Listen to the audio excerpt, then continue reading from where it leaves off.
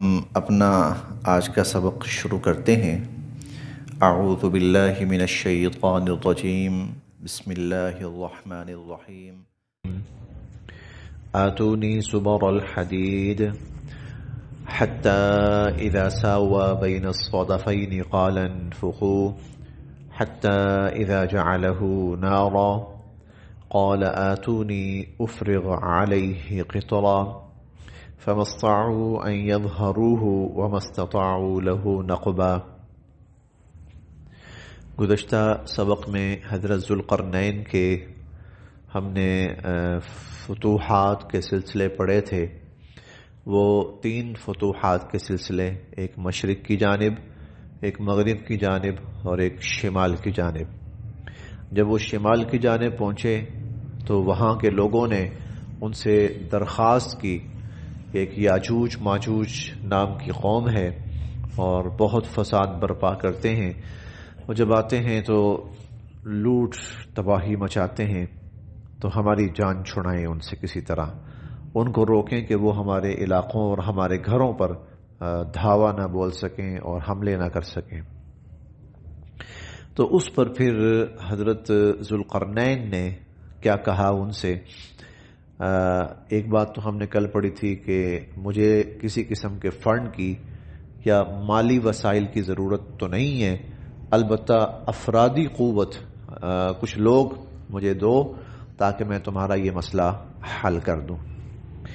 تو فرمانے لگے کہ آتونی زبر الحدید، آتونی لاؤ میرے پاس، زبر ٹکڑے، الحدید لوہے کے، آتونی زبر الحدید میرے پاس لوہے کے ٹکڑے لاؤ،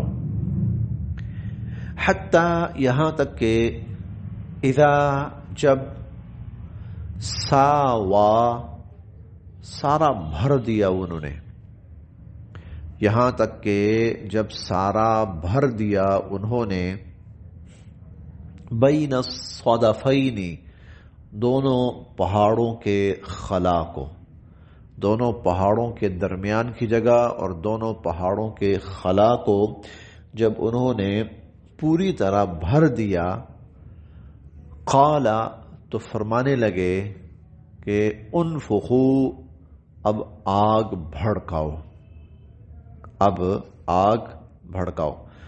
2 پہاڑ تھے تو ان پہاڑوں کہ یقیناً درمیان میں کچھ ایسے راستے تھے جہاں سے وہ یاجوج ماجوج اس علاقے پہ حملہ کرنے آتے تھے۔ تو پہاڑوں کے درمیان میں جہاں جہاں ایسی کوئی جگہیں تھی تو حضرت ذوالقرنین نے ان ساری جگہوں کو فل کر دیا، فل کہہ لیں، فل کر لیں، فل کر دیا، بھر دیا ساری جگہوں کو۔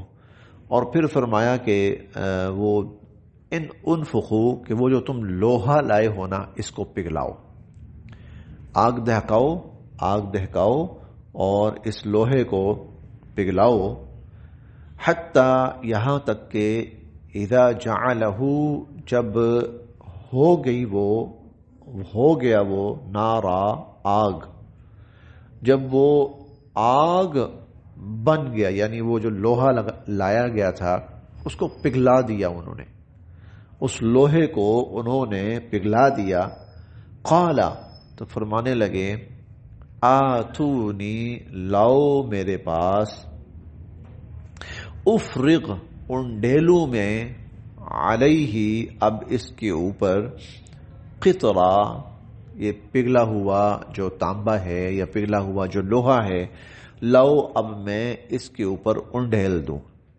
تاکہ یہ بہت ہی مضبوط اور پختہ رکاوٹ بن جائے۔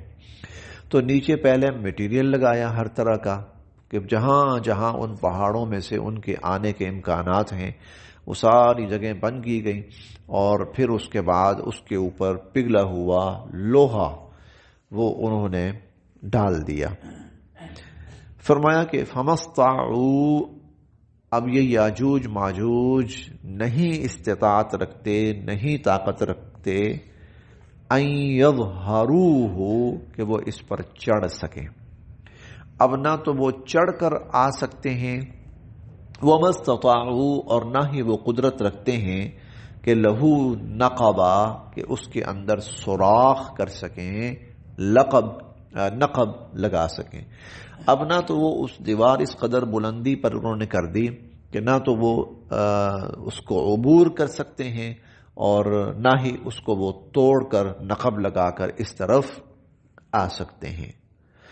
قال اور فرمایا ھذا رحمت من ربی کہ یہ میرے رب کی رحمت ہے، یہ میرے رب کی عنایت ہے کہ اس نے توفیق دی کہ انسانوں کو ہم ظالموں کے ظلم سے بچا سکیں۔ ایک انسانوں کی بستی ہے، اسے ہم یاجوج ماجوج جیسی شریر قوم کے شر سے بچا سکیں۔ ھذا رحمت من ربی، یہ میرے رب کی رحمت ہے۔ لیکن فَإِذَا پھر جب جاء آئے گا وعدہ ربی میرے رب کا، فَإِذَا جَاءَ وَعْدُ رَبِّ پھر جب میرے رب کا وعدہ آئے گا، جَعَلَهُ تو کر دیں گے اللہ اس دیوار کو دکا ٹکڑے ٹکڑے، اللہ پھر اس دیوار کو ٹکڑے ٹکڑے کر دیں گے۔ وَكَانَ اور ہے وعد ربی میرے رب کا وعدہ حقا سچ، اور میرے رب کا وعدہ بالکل سچ ہے۔ وَتَرَكْنَا اور ہم چھوڑیں گے، جب ہم ان کو چھوڑیں گے یاجوج ماجوج کو، یہ جب نکلیں گے تو بعضهم یومئذ یموج فی بعض، بعضهم تو ان میں سے بعض یومئذ اس دن یموج گھستے چلے جا رہے ہوں گے فی بعض میں، اس دن بعض ان میں سے کچھ کے اندر گھستے چلے جا رہے ہوں گے، یعنی ان کی تعداد اس قدر زیادہ ہوگی کہ یوں سمجھیں کہ بندے کے اندر بندہ گھسا ہوا ہوگا، اور جب اکٹھے وہ ایک ہی وقت میں نکلیں گے تو ایک یلغار کسی کیفیت کے اندر۔ میں بھی مفتی شفیع صاحب رحمۃ اللہ علیہ کی تفسیر پڑھ رہا تھا، تو اس میں انہوں نے حدیث کا حوالہ دے کر فرمایا کہ اللہ رب العزت نے جتنے بھی انسان پیدا فرمائے ہیں، آدم علیہ السلام سے لے کر قیامت تک جتنے بھی انسان پیدا فرمائے ہیں، 9 حصے یاجوج ماجوج ہیں اور 1 حصہ باقی ساری دنیا ہے۔ 9 حصے یاجوج ماجوج اور 1 حصہ باقی ساری دنیا۔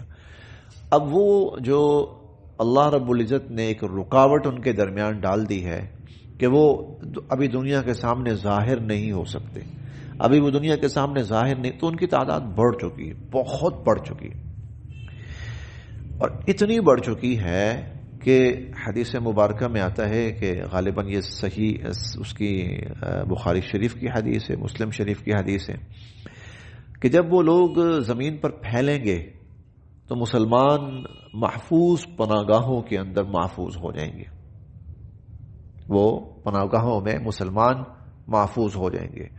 حضرت عیسیٰ علیہ السلام موجود ہوں گے، اس وقت مسلمانوں کو کوہ طور پر لے جائیں گے اور باقی مسلمان قلعوں کے اندر یا محفوظ پناہگاہوں میں چلے جائیں گے، تو وہ ساری دنیا میں پھیل جائیں گے، اور پھیل کر وہ پھر اعلان کریں گے کہ زمین والوں کا ہم نے خاتمہ کر دیا، اور پھر وہ کہیں گے کہ اب ہم آسمان والوں کا خاتمہ کرنے لگے، زمین والوں کا ہم نے خاتمہ کر دیا اور اب ہم آسمان والوں کا خاتمہ کرنے لگے۔ چنانچہ وہ اپنے ہتھیار اوپر کی طرف پھینکیں گے، شاید کوئی تیر تلوار وغیرہ کوئی اس قسم کی چیزیں ہوں، تو اللہ رب العزت کے حکم سے جب وہ نیچے آئیں گے تو وہ خون آلود ہوں گے، تو وہ نعرہ لگائیں گے کہ ہم نے زمین اور آسمان کی ساری مخلوقات کا خاتمہ کر دیا۔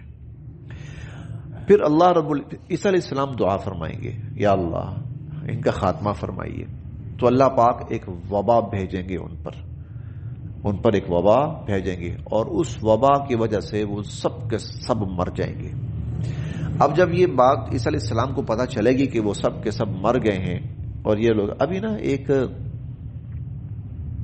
کانسیپٹ دنیا کے سامنے پیش کیا جا رہا ہے زومبیز کا، یہی لفظ ہے زومبیز کا، ہے نا، ایک کنسپٹ پیش کیا جا رہا ہے، اور ان کی تعداد بہت زیادہ ہوتی ہے. یعنی اگر آرمی جو ہے 10,000 ہے تو وہ 1 کروڑ اور 1 ارب ہوتے ہیں، اس طرح سے زومبیز کا نا. تو یہ کنسپٹ لوگوں کے سامنے پیش کیا جا رہا ہے کہ انسان کے لیے اس کا خاتمہ کرنا ممکن نہیں ہوگا، اس قدر ان کی تعداد ہے.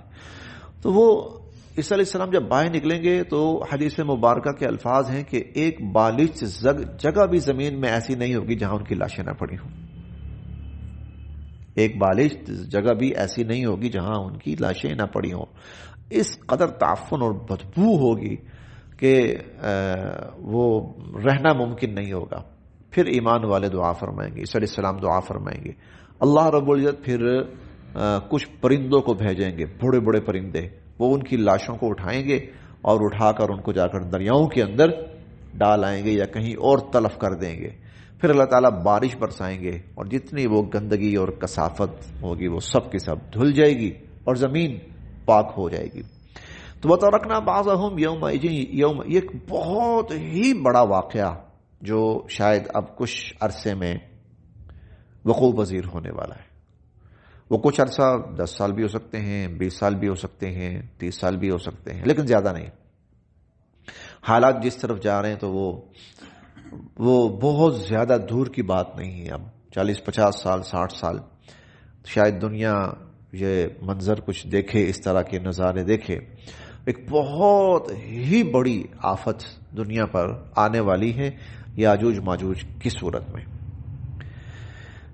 کہ انسانیت کے لیے تعداد اتنی زیادہ ہے جی، تو پھر وہ دیوار پھلانگنا تو ان کے لیے مشکل نہیں ہے. فیصلے اللہ کے ہاتھ میں ہوتے ہیں، یہ معجزہ ہے نا، یہ فیصلے اللہ کرتے ہیں. اب دیکھیں کرونا آیا نا، مہینہ 1.5 مہینے کے اندر پوری دنیا کی اسٹریٹجی چینج ہو گئی. رہن سہن، لین دین، اٹھنا بیٹھنا، کھانا پینا، کاروبار، سب چند دن کے اندر سب کچھ بدل کر رکھ دیا. جی ایسا ہی ہوا تھا. ایک دنیا بالکل نئے دور میں داخل ہو گئی تھی، ایک بڑی تعداد دنیا کی. اور اس کے بعد سے دنیا کا لین دین رہن سہن تبدیل ہو چکا ہے. اس کے بعد سے دنیا کا لین دین رہن سہن بڑی حد تک بدل چکا ہے. تو اسی طرح اللہ رب العزت نے ان کے بارے میں ایک وقت طے کر رکھا ہے، اور جب اللہ نے وقت طے کر رکھا ہے تو اللہ کے وقت سے پہلے وہ نہیں آ سکتے. ایک جگہ میں نے پڑھا تھا کہ وہ دیوار کو نا گراتے رہتے ہیں، شام کو کہتے ہیں چلو باقی صبح کریں گے. یہ بھی حدیث مبارکہ میں آتا ہے. ایسا بھی حدیث مبارکہ میں یہ بھی آتا ہے کہ وہ اپنی سی کوشش کرتے ہیں. دیکھیں ہم ابھی 6 پارے میں پڑھ کے آئے ہیں، وہ ہزاروں سال پہلے بنی اسرائیل کے ساتھ کیا ہوتا تھا جب اللہ تعالیٰ نے سزا کے طور پر ایک وادی کے اندر ان کو محصور کر دیا تھا. وہ چلتے تھے اور تھک ہار کر جب شام کو رکتے تھے، صبح جب اٹھتے تھے تو دیکھتے تھے کہ جہاں سے چلے ہیں ہم وہیں پر ہیں. پھر چلتے تھے، پھر کوشش کرتے تھے، اگلی صبح اٹھتے تھے تو پھر دیکھتے تھے کہ جہاں سے کل صبح چلے تھے دوبارہ وہیں پہ. یتیہون فی الارض، 40 سال تک ان کا یہی معاملہ رہا. تو اللہ پاک انسانوں کے لیے جو فیصلے فرماتے ہیں وہ وقوع پذیر ہوتے ہیں. وَتَرَكْنَا، اللہ پاک کی ذات بہت بڑی ذات ہے، بہت ہی بڑی ذات ہے، بہت ہی بڑی ذات ہے. وَتَرَكْنَا، اور ہم چھوڑیں گے جب تو بَعْضَهُمْ يَوْمَئِذٍ يَمُوجُ فِي بَعْضٍ، ان میں سے بعض میں گھسے جا رہے ہوں گے. وَنُفِخَ فِي الصُّورِ، اور پھر سور پھونکا جائے گا، پھر سور پھونکا جائے گا. فَجَمَعْنَاهُمْ جَمْعًا، اور پھر ہم سب کو اکٹھا کریں گے، سب کو ہم جمع کریں گے اور اکٹھا کریں گے.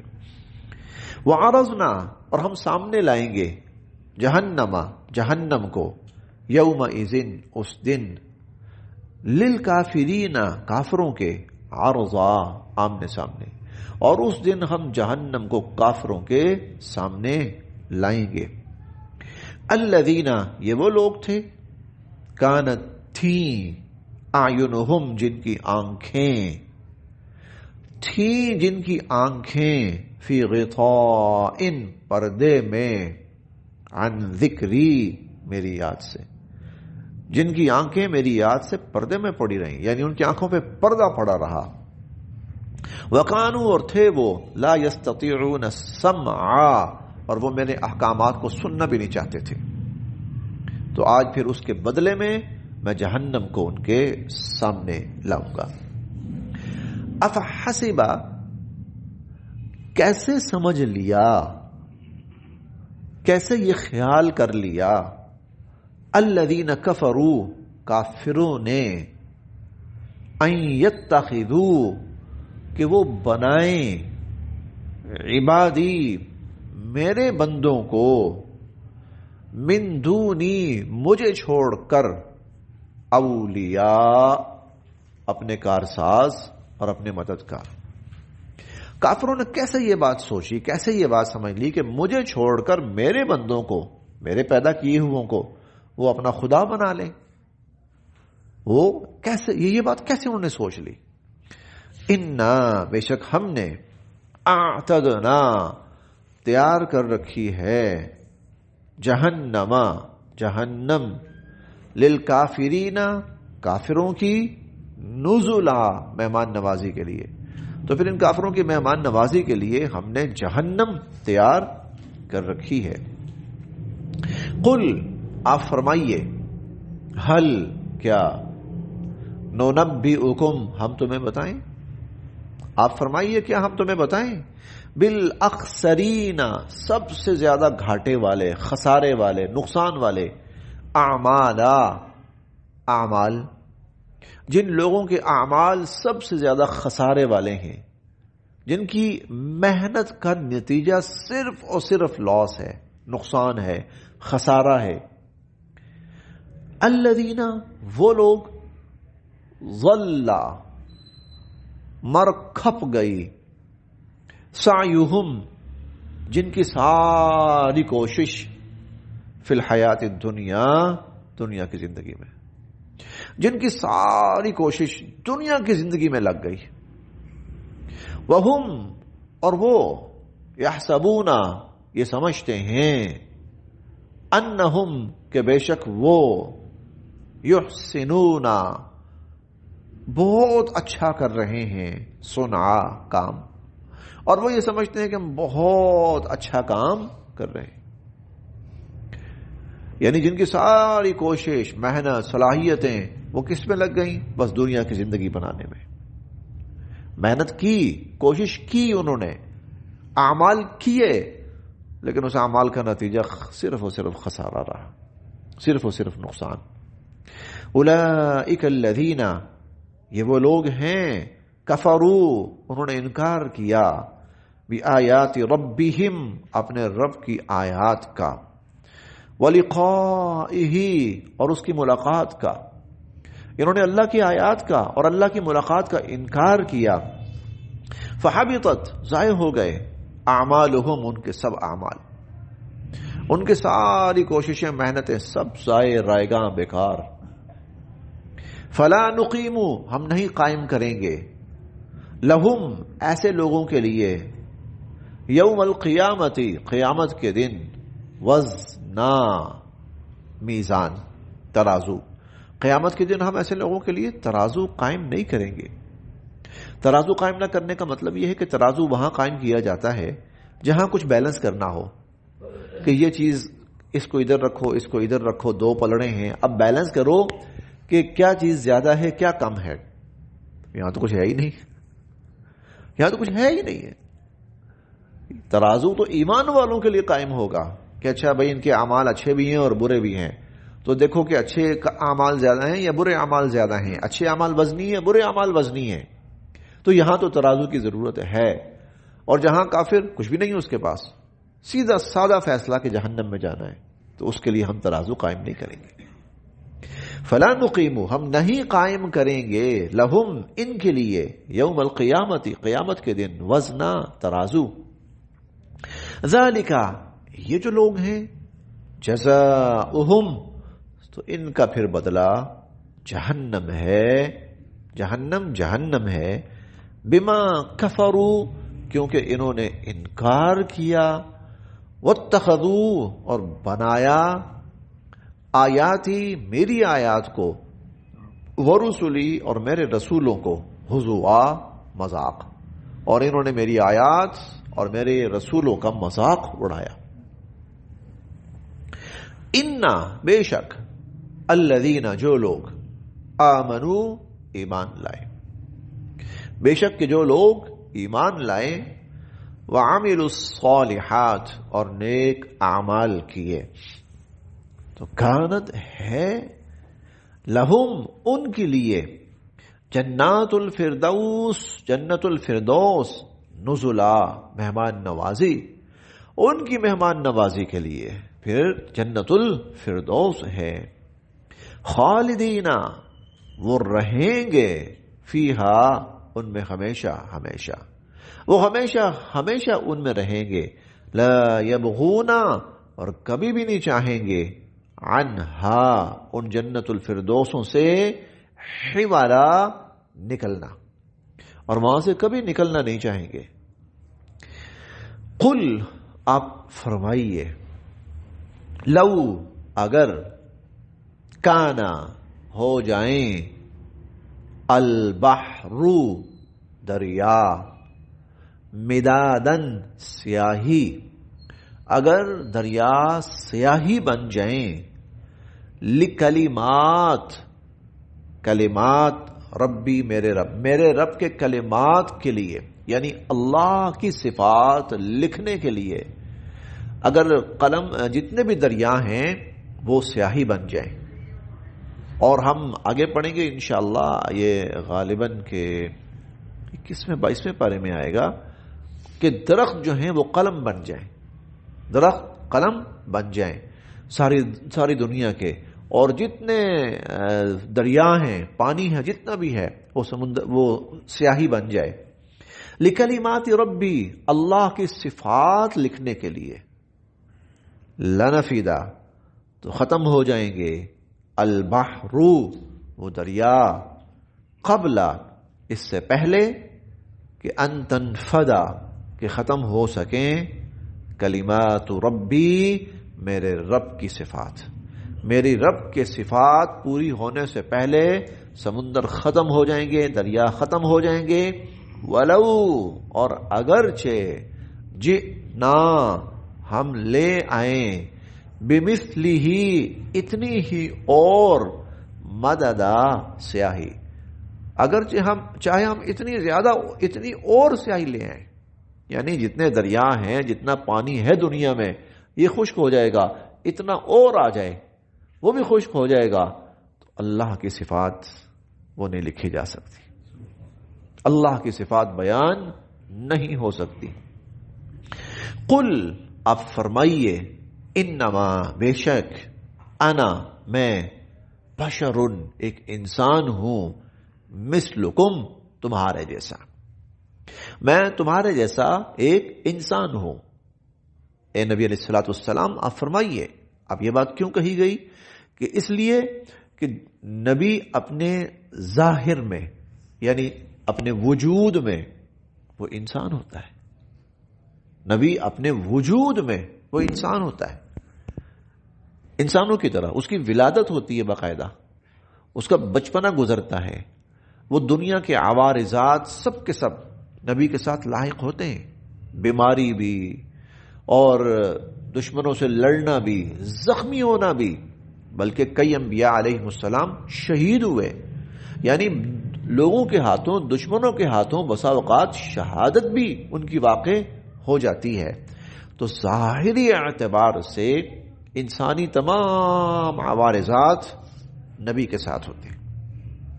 ہاں، یوحا الیہ ایک بہت بڑا فرق ہے، اور وہ فرق یہ ہے، نبی میں اور عام انسان میں فرق یہ ہے، یوحا الیہ آپ کہیے کہ مجھ پر اللہ کی طرف سے وحی اتاری جاتی ہے، یہ وہ فرق ہوتا ہے جو نبی کو، ہاں پھر جو وحی اتاری جاتی ہے نا، تو اس وحی کو برداشت کرنے کے لیے پھر نبی کو وہ جسمانی ظرف، صبر، قوت، طاقت دی جاتی، پھر انسانوں تک پیغام پہنچانا ہے، اس کے لیے پھر صلاحیت دی جاتی ہے. وہ انسانوں سے ماورا چیزیں ہوتی ہیں، وہ پھر انسانوں میں نہیں ہوتی، عام انسانوں میں وہ نہیں ہوتی. اس لحاظ سے نبی عام انسانوں سے مستثنا ہوتا ہے. باقی تمام چیزیں قبر میں ان کو دفن کیا جاتا ہے. حضور علیہ الصلوۃ والسلام اپنی قبر مبارک کے اندر مدفون ہیں. جب نبی دنیا سے چلے جاتے ہیں تو کئی دفعہ ان کی اولادیں ہوتی ہیں، بیویاں ہوتی ہیں، وہ بیوہ ہو جاتی ہیں. ہاں، ایک امتیازی خصوصیت یہ ہے کہ نبی کی اہل خانہ جب وہ بیوہ ہو جاتے ہیں تو پھر کسی اور کو اجازت نہیں ہوتی ان سے شادی کرنے کی. وہ ایک سٹیٹس اور عزت برقرار رکھنا ہوتا ہے کہ نبی کے نکاح میں رہنے والی کسی اور انسان کے نکاح میں نہ جائے، وہ برقرار رکھا جاتا ہے. لیکن اپنے ظاہری اعتبار سے انما انا بشر مثلکم، کہ میں تمہارے ہی جیسا ایک انسان ہوں. یوحا الیہ، میری طرف وحی کی جاتی ہے. اور وحی کا سب سے بڑا پہلو کیا ہے؟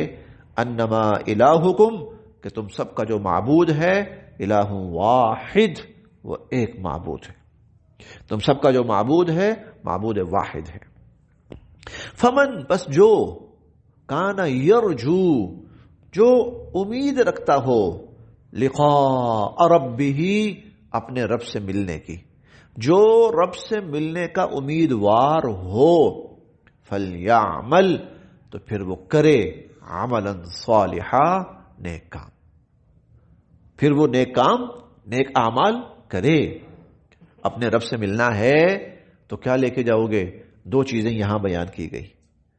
نمبر ایک، فلیعمل عملا صالحا، نیک اعمال کرے. اللہ کے سامنے جانا ہے، کچھ لے کے جانا ہے، تو پہلی چیز نیک اعمال. اور نمبر دو، ولا یشرک، نہ شریک ٹھہرائے، بعبادت ربہ، اپنے رب کی بندگی میں، احدا، کسی کو بھی. دوسری چیز اس کی وحدانیت ہے. تو ایک وحدانیت لے کے جائے، اور اسی کے اندر پھر بقیہ وہ جو صفات ہیں، انبیاء علیہ السلام پر ایمان، اور کتابوں پر ایمان، فرشتوں پر ایمان، اور اس کے ساتھ ایمان کے ساتھ ساتھ وہ اعمال. فلیعمل عملا صالحا، تو اسے چاہیے کہ وہ نیک اعمال کرے. ولا یشرک بعبادت ربہ احدا، اور اپنے رب کی عبادت میں کسی کو شریک نہ کرے.